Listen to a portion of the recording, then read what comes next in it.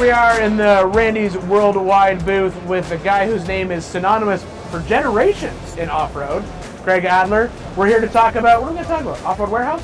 Yeah, sounds good. I'm happy to talk about that. We'll start there, maybe talk a little bit of racing and some other stuff, but sure. Let's talk off-road warehouse because they're popping up everywhere.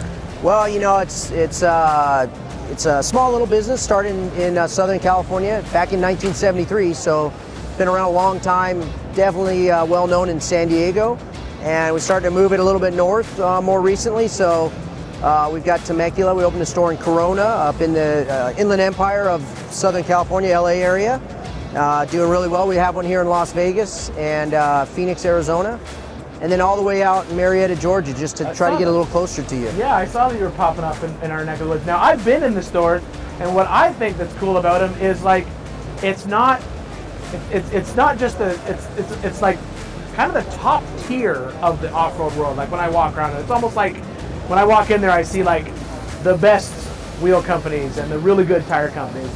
Is that sort of like a plan for all of this? You know, ORW has always been really premium, and if you think looking back, they were the ones who really helped Fox from the shock and suspension side to become a big player in off-road. Bilstein, the same thing. That was a company that really wasn't in off-road and then started in Baja Bugs and some of the Baja stuff, which Off-Road Warehouse got them started.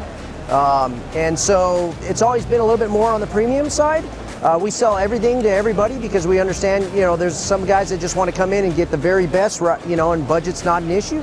And there's some guys that, you know, have to get in at entry level, start at you know, a little bit more basic, and then hopefully build up as they go use their rigs off-road and convince their wives and significant others how much fun this stuff is. So let's get a little bit better shock under it. Let's go a little bit bigger tires. Let's do some gears and some differentials so we can really follow all our buddies up the trails and through the mud. So that's awesome. So a little more premium. We also have, because it's started with the kind of the race experience and the Baja guys in Southern California heading San Diego south, ORW sells a lot of race products. So we've got Heim joints, builder parts, fittings, hose ends, the whole 9 yards, safety equipment. So it blends for guys that are building rock buggies, mud runners, whatever, to guys that are building full-on race cars, UTVs, and into power sports too. Awesome. So now let's talk a little bit about racing. You going back racing again? You're not going to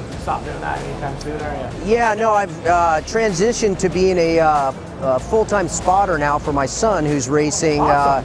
Short course trophy karts, and also he's got a UTV that he races, and because he says, "Dad, I want to race Baja," and I'm like, "Okay, slow your roll. Let's get you some desert Dad, time." I want a trophy truck. Man, he's got more cars and trucks than me now, which is kind of bullshit. But but I did. So yeah, short course. I've done short course off road for a lot of years. It's 100-yard dash. You know, gloves are off. It's like UFC cage fighting, and you know, banging bumpers and fiberglass flying and doing the whole deal.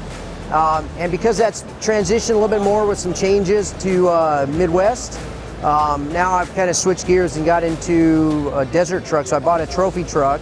Okay. And I started back in the early, I guess it would be late 80s, early 90s in the desert with buggies, and now kind of getting back into it. I've done the 1,000 many times, and in fact go down next week to race the Baja 1000. So didn't necessarily want to buy a trophy truck, but I thought, hey, it makes sense. It's good for the business. So what the heck? It's a good business. That's the smart way to do it. Good business decision. Yeah. That's it. They always say, you know what they say? You want to be a millionaire going racing, you start with 2. Yeah, or 3. Or 3. Yeah. Well, that's awesome. So, what about Ultra 4? You come back Ultra 4? Yeah. Was just talking to my guy Brian Kirby, who helps me with the Ultra 4, and man, it's, you know, everyone's really stepped up their game. The cars are just super fast right now, and I'm not gonna lie, this last race we finished, it literally beat the shit out of me. I'm finally starting to feel a little bit better. Since 10 months. This was probably the tough. This year, I think, was one of the hardest courses that I've seen there in a long time. Yeah, it was crazy, and I didn't pre-run like King's Graveyard and some of those, and I told Dave at the finish, I said, if I would have pre-run, I probably wouldn't have raced that fucking thing. I mean, that is gnarly elevation. I mean, you're at the highest point in the rocks, and the trail is just Yeah. Just gnarly. I ended up on my side in there, but yeah, it's brutal. So I'm really at a point with that car where it's competitive. We typically qualified somewhere in the top 10, top 15, but it's just hard to keep up the pace in the rocks that the guys are doing with their newer cars, and without just literally beating the you-know-what out of us. So yeah, I definitely won't miss it. Just a matter of, I'd like to be able to go there knowing that we have a shot to really compete for the win.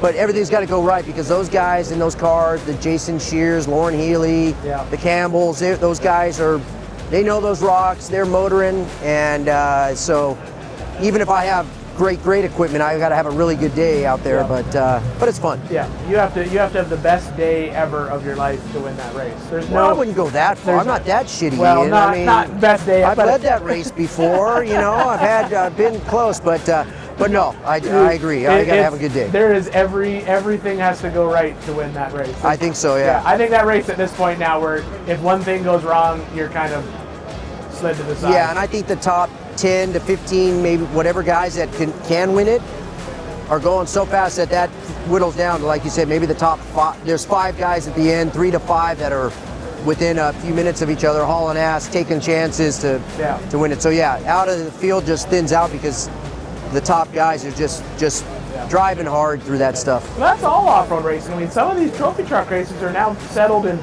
seconds. Crazy, and that's insane. Over 500 miles, 700 miles, 1,000 miles, and your first, second place is determined by like 15, 20 seconds. That's crazy. It is nuts. Those guys are motoring super fast. So my trophy truck racing is going to be for the old guys in the Legends class. Smart. Because I know we can't compete with that. They're just the trucks nowadays. They're now all-wheel drive, four-wheel drive trucks.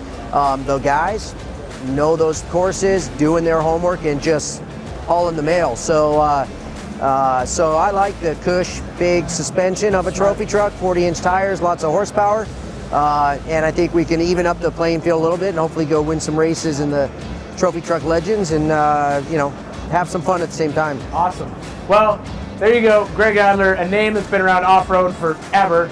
Known him forever, and we've always had good times racing. If you need your Jeep work done, now anywhere, right? California, Georgia. Yeah, and if soon to be worldwide. We're trying. So if you know of a good building and in your town, you need an off-road store, get a hold of me at Off-Road Warehouse, and we'll go from there. Perfect.